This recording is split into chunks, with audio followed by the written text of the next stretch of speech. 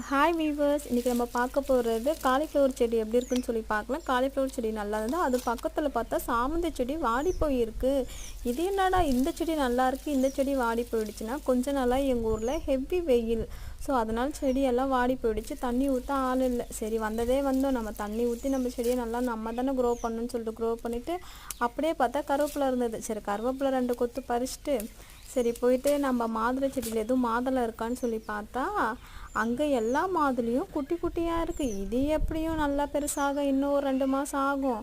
வந்ததே வேஸ்ட்டு. சரி கொய்யாக்கா செடியும் சீத்தாப்பழத்துலேயும் எதனாவது பழம் இருக்கா பறிக்கலான்னு சொல்லிட்டு அப்படியே போனால் போகிற வழியில் பூச்செடி. அந்த பூச்செடியை வச்சு ஒன்றும் பண்ண முடியாது. 2 பூ தானே இருந்தது. சரின்னு சொல்லிட்டு சரி கொய்யாக்காவை பார்த்தா அங்கேயும் சின்ன சின்ன காய். சரி சீத்தாப்பழம் பழுத்திருக்குன்னு சொல்லி சீத்தாப்பழத்தையும் பார்த்தா அதுவும் சின்னதாக இருந்தது.